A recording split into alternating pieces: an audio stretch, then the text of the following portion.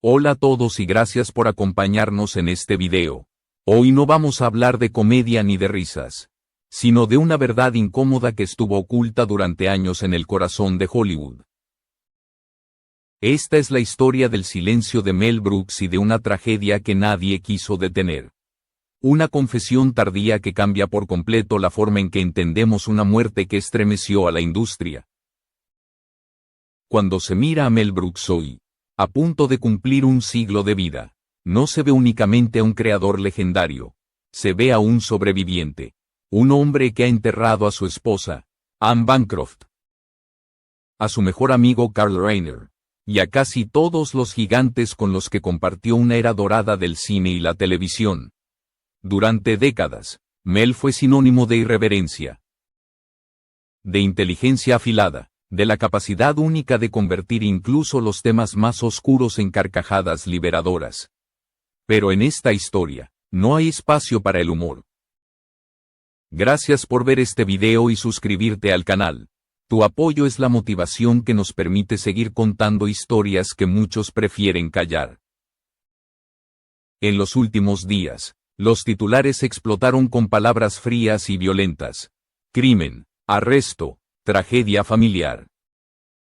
El nombre de Rob Reiner apareció una y otra vez asociado a una noche brutal que destruyó para siempre una de las dinastías más respetadas de Hollywood. Mientras los medios repetían datos policiales y especulaciones, hubo un detalle que pasó casi desapercibido: el silencio absoluto de Mel Brooks. Un silencio que, para quienes lo conocen, resultaba antinatural. Mel nunca fue un hombre de silencios largos, y mucho menos cuando alguien a quien amaba estaba en el centro del dolor. Ese silencio no era indiferencia, era culpa. Según personas cercanas, Mel llevaba años cargando con una sensación de responsabilidad que nunca se atrevió a expresar en público. Porque para Rob Reiner, Mel no era solo el amigo de su padre Carl, era una figura paterna, un mentor, un testigo de su crecimiento desde la infancia hasta convertirse en uno de los directores más influyentes de su generación.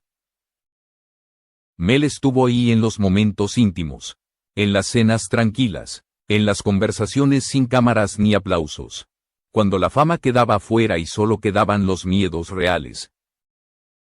Cuando finalmente aceptó hablar, no lo hizo frente a un micrófono rodeado de luces, ni en un plató de televisión. Permitió la entrada de un solo periodista de confianza, sin cámaras, sin espectáculo. Lo que siguió no fue una entrevista ni un comunicado cuidadosamente redactado. Fue una confesión, una descarga de verdades acumuladas durante años. Mel no empezó hablando de la noche del crimen. Empezó hablando de algo mucho más profundo y perturbador: la certeza de que todo esto no fue repentino, ni inesperado. Con voz cansada pero firme, Mel dejó claro que lo que ocurrió no fue un estallido imprevisible. Fue un proceso lento, visible, casi anunciado, que se desarrolló ante los ojos de todos. Durante más de una década, según sus palabras, hubo señales claras de que algo estaba terriblemente mal dentro de esa casa en Brentwood.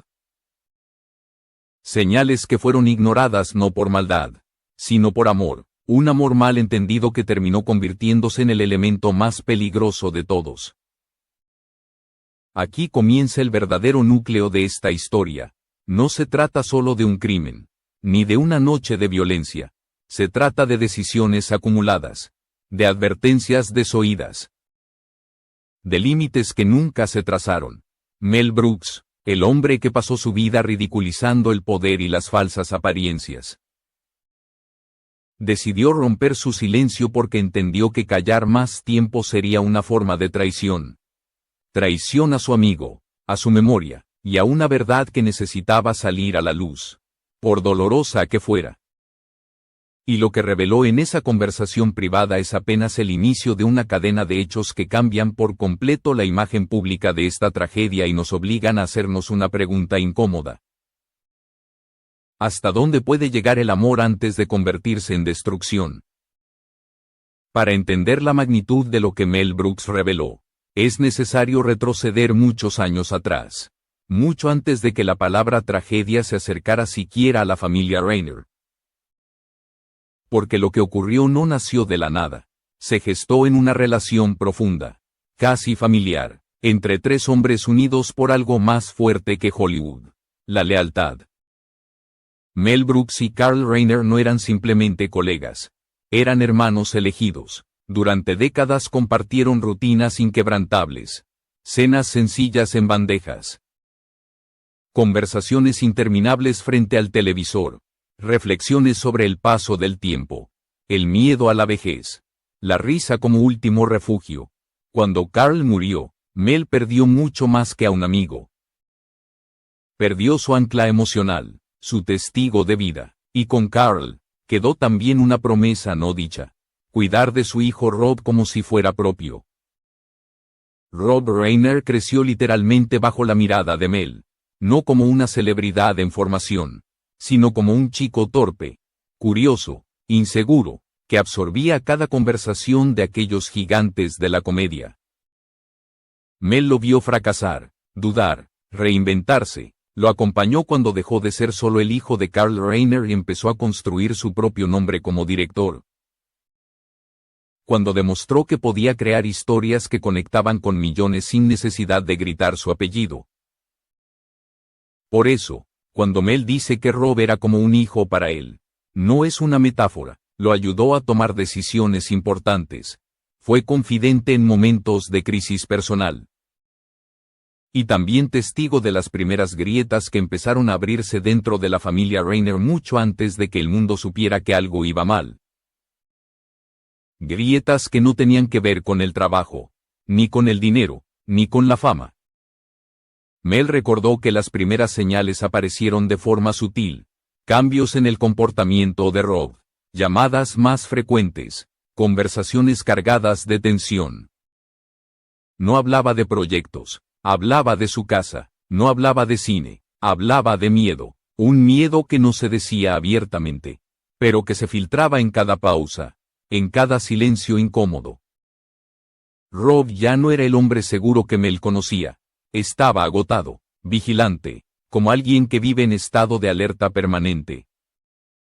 Fue entonces cuando Mel comprendió que el problema no era externo. No venía de la industria ni de enemigos invisibles. Estaba dentro de la propia familia. Sin entrar aún en nombres, Mel dejó claro que Rob llevaba años atrapado en un conflicto imposible. Elegir entre proteger a los suyos o enfrentar una amenaza que él mismo había ayudado a mantener cerca. Un dilema moral que lo estaba consumiendo lentamente. Lo más duro, según Mel, era ver cómo Rob intentaba sostener la imagen pública de estabilidad mientras su vida privada se desmoronaba. En Hollywood, admitir que algo está fuera de control es visto como un fracaso. Rob, formado en una cultura donde los problemas se resuelven puertas adentro, eligió callar. Eligió creer que el amor, la paciencia y los recursos serían suficientes para arreglarlo todo. Mel, desde su posición de patriarca silencioso, empezó a sentir que estaba repitiéndose una historia que ya había visto antes en la industria. Familias poderosas convencidas de que pueden gestionar cualquier crisis porque tienen influencia, dinero y acceso a los mejores profesionales. Pero esta vez, la amenaza no venía de afuera. Venía de alguien que llevaba el mismo apellido, alguien al que Rob se negaba a abandonar. Esa negativa marcó el punto de no retorno. Mel lo entendió antes que nadie, pero no supo cómo romper el muro de negación que rodeaba a su amigo. Cada intento de advertencia era recibido como una crítica, como una traición disfrazada de preocupación, y así, mientras el vínculo entre Mel y Rob se mantenía fuerte. La situación dentro de la casa de Brentwood seguía deteriorándose, silenciosa, constante, esperando el momento de estallar. Este contexto es fundamental para comprender lo que vendría después. Porque la tragedia no fue solo el resultado de una noche violenta, sino el desenlace de años de decisiones tomadas desde el miedo, la culpa y un amor que nunca supo poner límites. La tercera pieza de esta historia es la más incómoda de todas. Porque obliga a mirar de frente aquello que durante años fue maquillado, suavizado o directamente negado. Mel Brooks fue claro al respecto. El problema no apareció de golpe. Tenía nombre, tenía rostro y llevaba mucho tiempo dando señales de alarma. Nick Reiner no fue un monstruo que surgió de la nada. Fue el resultado de un proceso largo y doloroso que nadie quiso enfrentar con firmeza. Mel explicó que dentro del círculo íntimo de la familia Reiner existía una verdad que no se decía en voz alta. Nick era visto como un niño eterno, incluso cuando ya había superado la treintena. Esa percepción distorsionada fue el primer gran error. Cada recaída era excusada, cada estallido de ira era reinterpretado como sufrimiento. Cada advertencia externa era descartada como exageración. El amor se convirtió en un filtro que deformaba la realidad. Rob Reiner, según el relato de Mel, vivía atrapado entre dos lealtades imposibles. Por un lado, la responsabilidad de proteger a su familia y mantenerlos a salvo. Por otro, la promesa íntima que había hecho como padre, no rendirse jamás con su hijo. Esa promesa, nacida de la culpa y del miedo al abandono, terminó anulando cualquier decisión racional. Rob no veía a un adulto peligroso. Veía al niño que podía perderse para siempre si lo dejaba ir. Las señales, sin embargo, eran cada vez más difíciles de ignorar. Nick no solo luchaba con adicciones, también mostraba una desconexión creciente con la realidad. Episodios de agresividad, paranoia, resentimiento acumulado. Mel recordó una conversación especialmente perturbadora en la que Rob le confesó que había empezado a cerrar con llave la puerta de su dormitorio por las noches. No como una precaución simbólica, sino por miedo real. Ese detalle, según Mel, fue una de las pruebas más claras de que la situación había cruzado una línea peligrosa.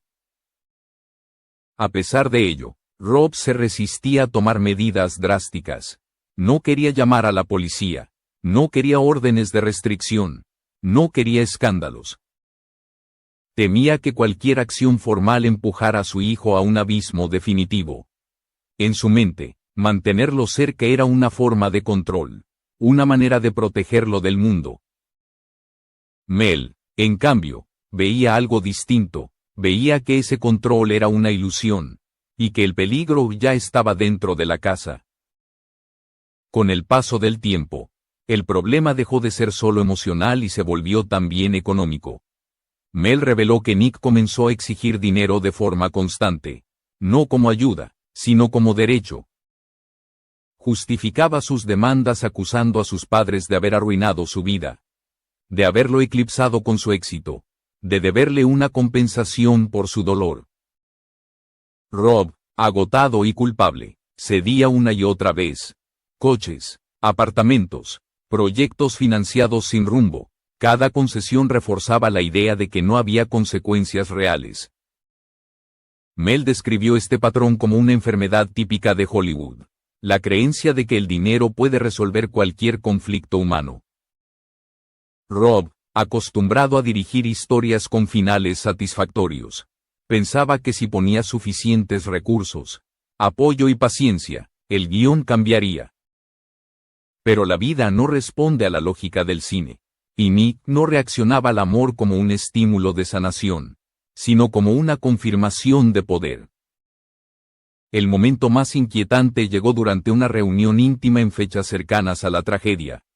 No fue un evento público ni una celebración ruidosa. Fue un encuentro pequeño, cargado de tensión. Mel observó algo que lo dejó profundamente perturbado.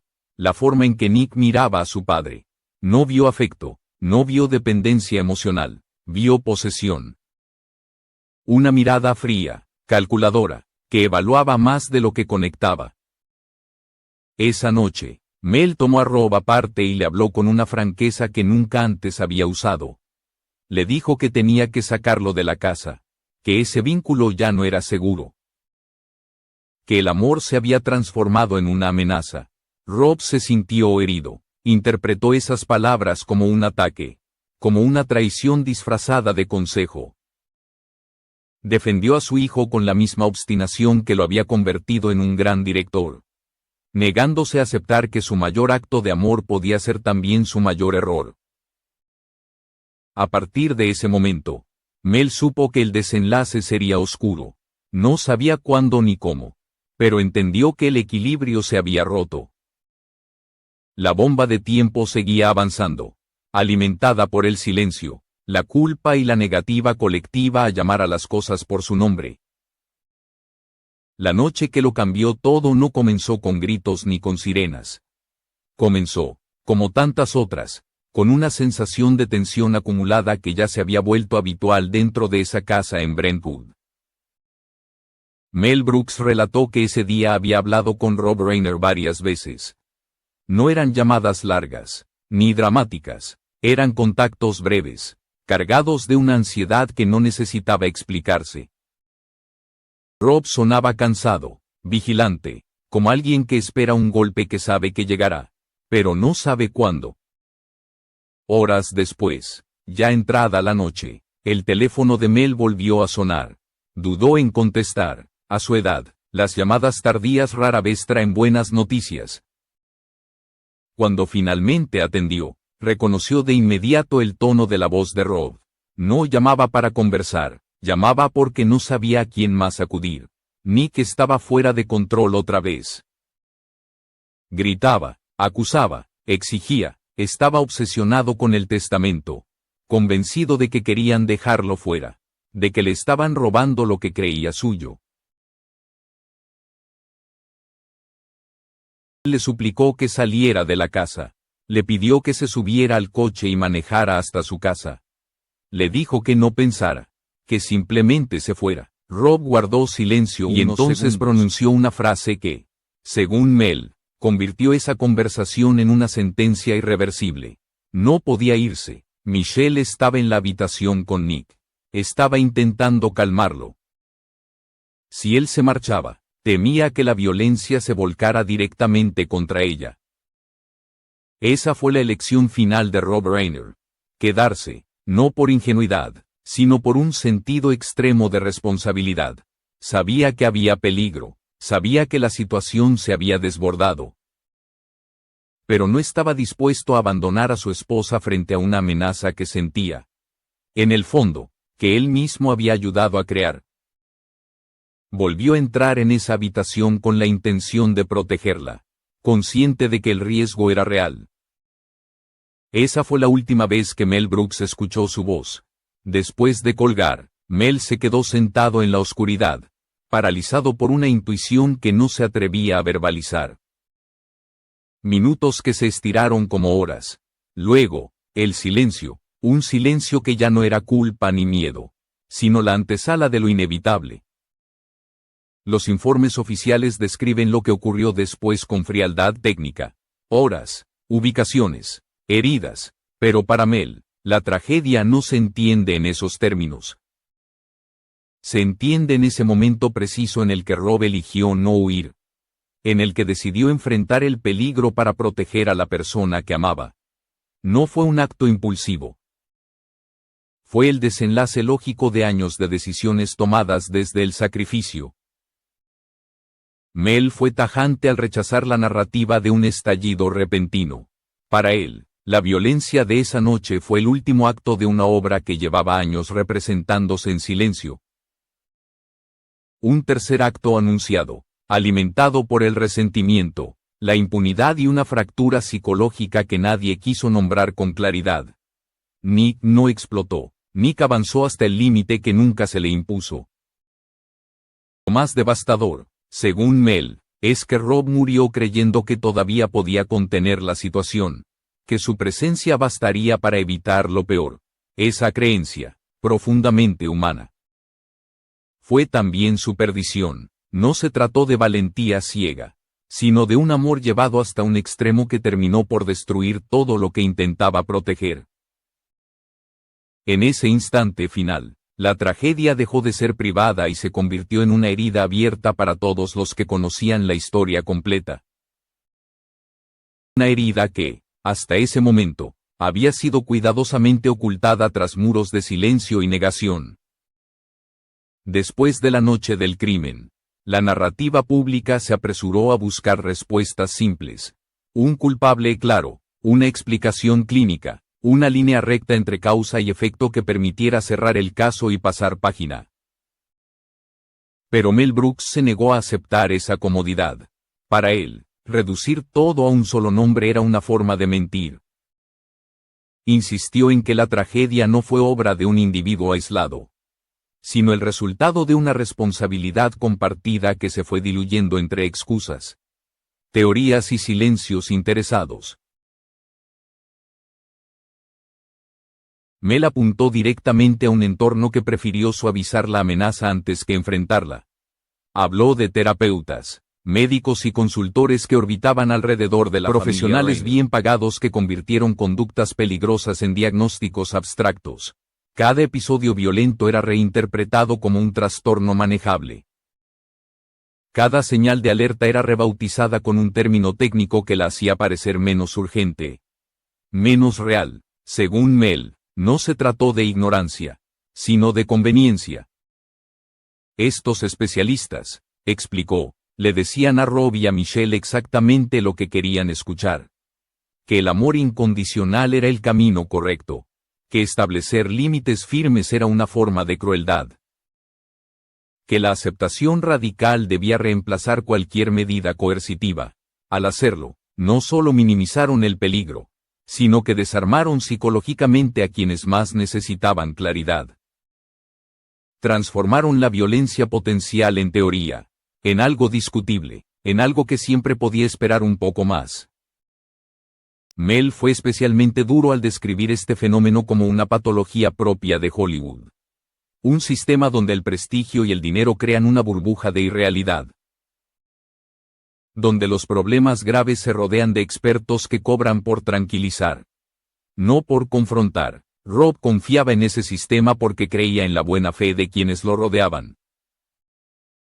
Creía que estaba actuando de manera responsable, moderna, empática. No entendió que, en ese contexto, la empatía sin límites se había convertido en negligencia. Pero la responsabilidad no terminaba ahí.